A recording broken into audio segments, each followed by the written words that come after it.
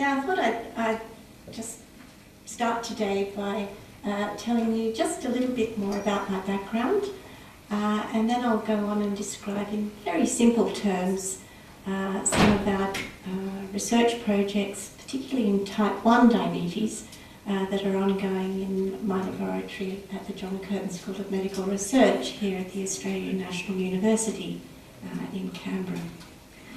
Now, like Diabetes New South Wales and ACT, I too have affiliations with both New South Wales and the ACT. In fact, I was born and educated in Lismore, up on the far north coast of New South Wales, and I came to the Australian National University as a teenager to do my Bachelor of Science degree. And I stayed on to continue my studies, and I completed my PhD with Professor Kevin Lafferty, who is a eminent immunologist and diabetes researcher. And in fact, Kevin went on to become the director of the Barbara Davis Center for Childhood Diabetes in Denver, in Colorado. He went on to become an independent researcher, and together with my husband Bill, we made Canberra and the ACT our family home. So I too feel like a New South Wales ACT hybrid, just like Diabetes New South Wales and ACT. Now, following on from Trish's introduction, worldwide there are over 400 million people with diabetes, and as Trish said, the annual incidence of diabetes is increasing each year. Now in Australia, diabetes is a major cause of kidney disease, of heart disease, stroke, blindness, and even the amputation of limbs. And diabetes touches many families, and I have two cousins in Queensland, a sister and a brother, Nancy and John, who have had type 1 diabetes for over 65 years and for over 55 years. And they've each received or been awarded a Kellyan Victory Medal for having lived with diabetes for such a large part of their lives. Right now they have their health issues, and John in particular has had several toes amputated from each foot due to diabetes complications. So how can we prevent the progression of type 1 diabetes, and how can we prevent these diabetes complications that are relevant for both type 1 diabetes and type 2 diabetes? Well, as a research scientist, I'm convinced that we need to better understand the disease process, because only then can we find the most efficient way to intervene and to stop the disease from moving forward. Over recent years, there have been a number of clinical trials testing new therapies, really with patients newly diagnosed with type 1 diabetes. But these clinical trials, unfortunately, have been very disappointing, and at best they've had limited benefit and really only a modest impact on reducing insulin doses and preventing disease progression. Now, these clinical trials have really been testing therapies that target individual components of the immune system. And that's because type 1 diabetes is an autoimmune disease, and this means that the immune system recognises the insulin-producing beta cells in these special balls of tissue called the islets of Langerhans that are scattered throughout the pancreas. The immune cells recognise those insulin-producing beta cells. They attack them and destroy them as though they were infectious agents. So,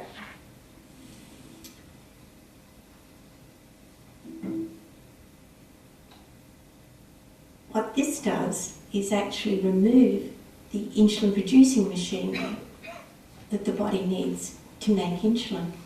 Now, insulin's a critical hormone in the body. It regulates the levels of sugar in the blood. And without insulin, For example, in people with type 1 diabetes, the blood sugar levels become elevated, and without insulin injections, this can lead to serious consequences, to diabetic coma and even to death. Now, insulin therapy stops this, it prevents this from happening, but insulin therapy is not a cure. It's not a cure, and unfortunately, for the most part, it falls short of preventing the wide fluctuations in blood sugar levels that actually result in these diabetes complications.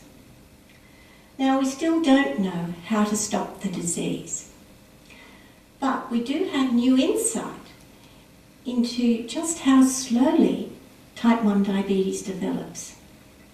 Studies of the pancreas from organ donors with type 1 diabetes have shown us that there can be islets and beta cells in one part of the pancreas that are actually intact, and in another part of the same pancreas that are actually being destroyed.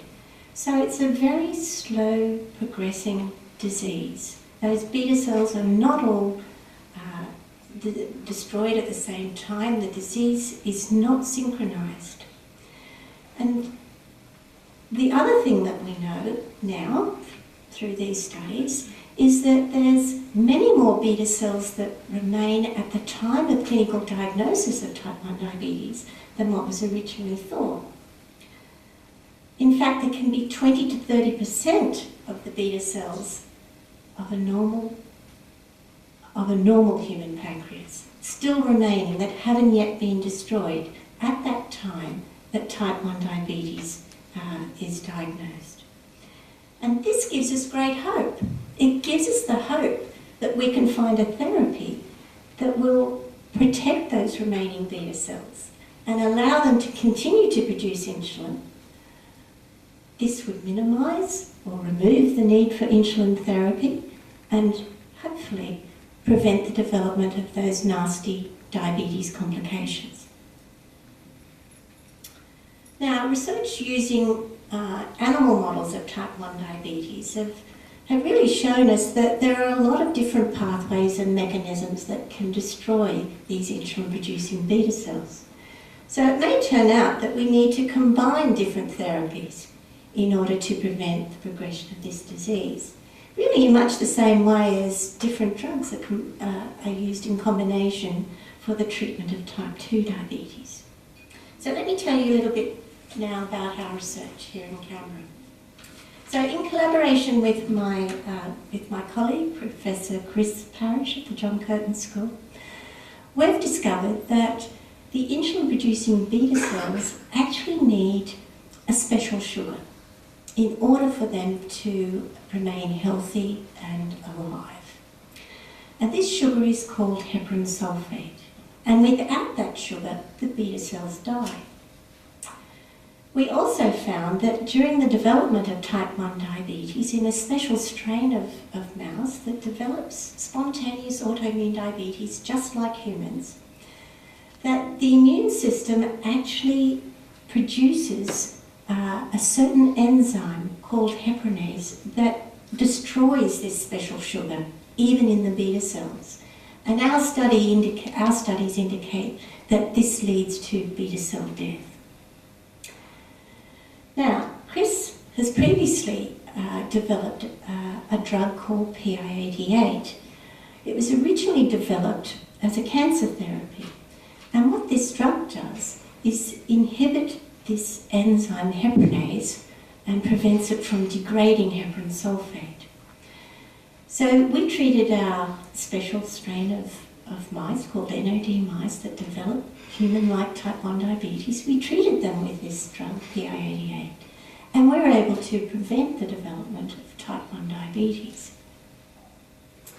Now, more importantly, we've seen the relevance for our discovery even in human type 1 diabetes, because really that's what we're really interested in and important in preventing. So we've seen this same loss of this special sugar from beta cells in the pancreas of donors, organ donors, who had type 1 diabetes. And these beta cells were found lose their special sugar, this heparan sulfate. It's quite ironic that the beta cells actually need a sugar, isn't it? So we found that they lose this special sugar, heparan sulfate, even before they lose insulin. We've also analysed blood samples from patients with type 1 diabetes, and we've found that certain white blood cells, called monocytes, produce much higher levels of this enzyme, heparinase, than is found in normal healthy individuals. So it's this feature in the blood could actually be used to monitor the progression of type 1 diabetes in much the same way as autoantibodies are used for type 1. Now, it's absolutely critical that any discoveries that we make in the laboratory and in our research can be translated to a better treatment for patients. That is really essential. And following our discovery, a new drug development company was established called Beta Therapeutics to develop drugs that actually inhibit this enzyme, heparinase, for treatment of early stages of type 1 diabetes. And this company is also now interested in diabetes complications. So in a new project and another project in my lab, we're looking at another white blood cell, and we're looking to see whether it plays a role in the very early stages of damaging the insulin-producing beta cells, and so that this damage then drives the main disease process. And this white blood cell is called the neutrophil. And neutrophils are actually conventionally the first cab off the rank when we get an infection. And what these activated neutrophils do, particularly when they're in the blood, is that they actually spill out their genetic material or their DNA. And along with this DNA is these certain associated proteins. This mesh that's expelled from these cells actually acts as a trap or a net. And in fact, they're called neutrophil extracellular traps. And they behave a little bit like a spider web or a fishing net. And in the bloodstream, they actually trap the pathogens. And the proteins that are associated with the DNA, the genetic material, actually destroy those pathogens. But what can happen is that accidentally, that same process can damage nearby body tissue and body cells, right? Accidentally. Bystander effects. What we've found in the lab is that these same associated proteins with these traps can actually damage isolated human islets and isolated mouse islets. Now, Chris and his colleagues have developed another drug, a drug that actually prevents this net-associated damage. And this drug was actually developed for sepsis, for treatment of sepsis. Only last week we were able to show that this drug actually prevents that net protein-associated damage of our islets, human islets, in the laboratory. So we're very excited about this, and we're going to go on and we're going to treat our special mice that develop type 1 diabetes with this new drug and see whether we can prevent the onset of type 1 diabetes or prevent the progression of the disease. And in parallel, we'll be looking at blood samples from patients to see if we can see the same levels of neutrophils that have been activated in this special way. And we'll also look in pancreas specimens from donors who had type 1 diabetes to see if we find them associated with the islet tissue and with the beta cells. And in this way, we hope to identify a safe new drug that can go forward and be used to prevent the progression of type 1 diabetes in patients that have just been diagnosed or in the early stages of type 1 diabetes, but in addition, perhaps also be used to treat young children, children who are at a high risk of developing type 1 diabetes, and even prevent the clinical symptoms that mark their onset and prevent the onset of the disease. So, let me just say one more time that our main goal is to understand how these insulin-producing beta cells are destroyed and then develop therapies that prevent this damage. And in doing so, we hope to be able to protect those beta cells that are still viable, still functioning, still present at the time a GP says in his office or her office that this patient has type 1 diabetes. Can we then start to treat that patient with this drug and prevent the progression of the disease, keep those beta cells that are still remaining, keep them healthy, keep them still producing insulin so that we don't need that patient to have insulin injections. And in turn, we think that this will prevent the diabetes complications, those nasty complications that develop later on. Now, our research, like that of other groups, can only make progress and develop these new treatments out of our discoveries if funding is provided to help us. My own lab is totally dependent on external grants, and we've had research grants from Diabetes Australia previously, and we're very grateful for those grants. Without them, without your donations, treatments won't be found to help people with type 1 diabetes and type 2 diabetes.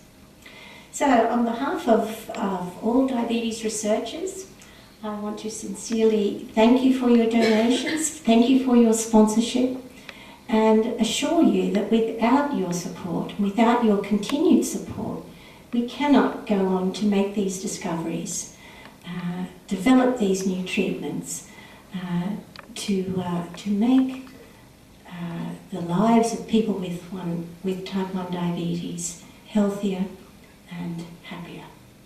Thank you very much.